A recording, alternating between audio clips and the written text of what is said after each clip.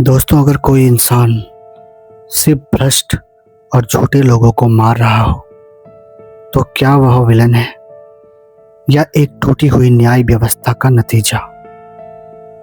The Batman सिर्फ एक super hero film नहीं है, बल्कि यह कहानी है भ्रष्टाचार, बदले और उम्मीद की। आज हम पूरी फिल्म को आसान हिंदी में समझेंगे और जानेंगे कि आखिर रिडलर खुद को क्यों हीरो मानता था और कैसे बैटमैन इस सफर में बदल जाता है। कहानी शुरू होती है हैलोवीन की रात। पूरा गॉथम सिटी अंधेरे में डूबा हुआ है। बाहर से शहर चमकता हुआ दिखाई देता है, लेकिन अंदर से हर सिस्टम सड़ चुका है।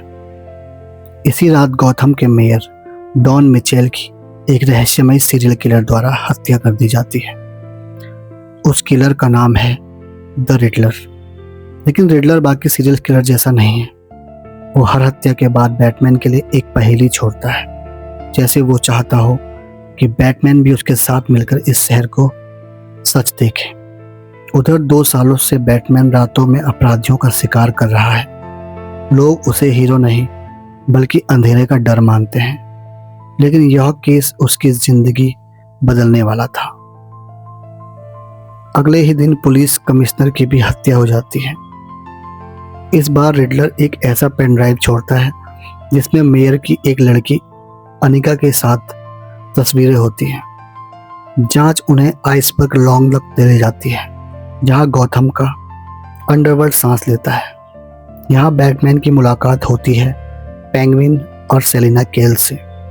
धीरे धीरे सच सामने आता है कि गॉथम के बड़े नेता, पुलिस अधिकारी और सरकारी अफसर सबके सब माफिया कैरमाइन फैल्कॉन के लिए काम कर रहे हैं। यहीं से फिल्म सिर्फ मर्डर मिस्ट्री नहीं रहती, बल्कि भ्रष्ट व्यवस्था की कहानी बन जाती है। कुछ समय बाद रिडलर जिला अटॉर्नी गिल कॉल्सन का अपहरण कर उसके गले में बम बांध देता है। सबके सामने वह बैटमैन से पहेलियां पूछता है, लेकिन जब कॉल्सन सच बोलने से इनकार कर देता है, बम फट जाता है। रिडलर का संदेश साफ था, जो सच छिपाएगा वह जिंदा नहीं बचेगा।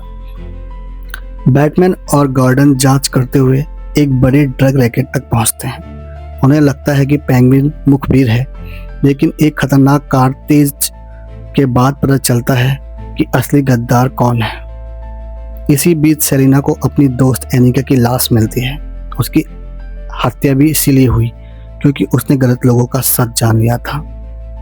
अब बैटमैन रिडलर के सुरागों का पीछा करते हुए एक पुराने अनाथालय पहुंचता है। यहीं पता चलता है रिडलर बचपन में यही रहता था। ब्रूस वेन अरबपति बनकर आराम की जिंदगी जी रहा था, जबकि रिडलर उसी वेन रिन्यूअल फंड के नाम पर भूख, गरीबी और अत्याचार झेल रहा था।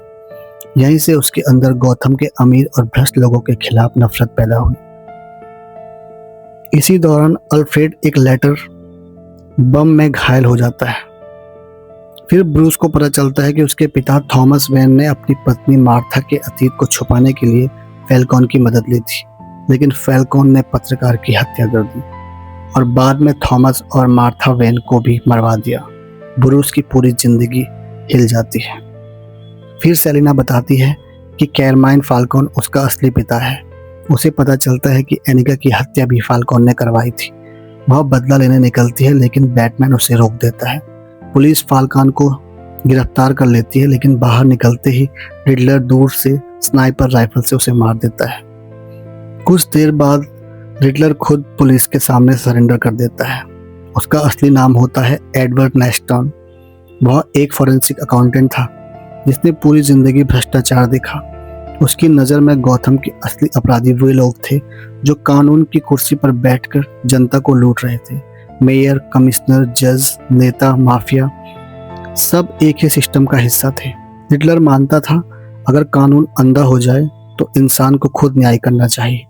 यही उसकी सबसे बड़ी गलती थी।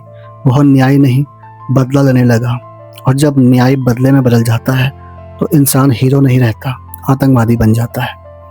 लेकिन रिडलर की असली योजना अभी बाकी थी। उसने पहले ही गौतम को समुद्री बांधों में बम लगा दिए थे। एक एक करके सारे बांध टूट जाते हैं। पूरा गौतम पानी में डूब जाता है। उसके ऑनलाइन समर्थक नई मेयर बेला रियल की हत्या करने की कोशिश करते हैं। बैटमैन और सेलिना मिलकर उन्हें रोकते हैं।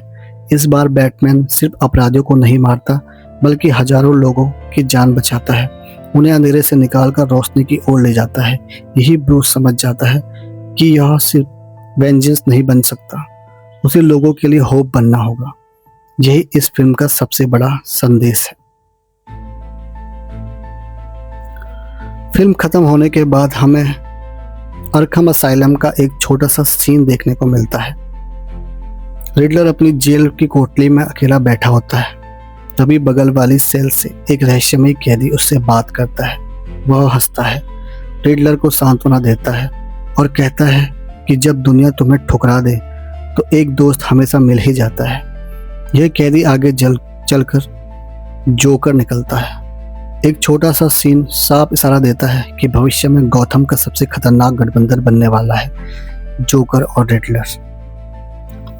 तो दोस्तों, द बैटमैन हमें यह सिखाती है कि भ्रष्टाचार से लड़ना जरूरी है, लेकिन अगर न्याय की जगह बदला ले लिया जाए तो इंसान उसी अंधेरे का हिस्सा बन जाता है जिसे वह खत्म करना चाहता था। अगर आपको यह एक्सप्लेनेशन पसंद आया हो तो वीडियो को लाइक सब्सक्राइब जरूर करें और कमेंट करके बताइए क्या रिडलर पूरी तरह विलन था या उसकी लड़ाई का मकसद सही था लेकिन तरीका गलत था। मिलते हैं अगले रहस्यमय और रोमांचक मूवी एक्सप्लेनेशन में। धन्यवाद दोस्तों।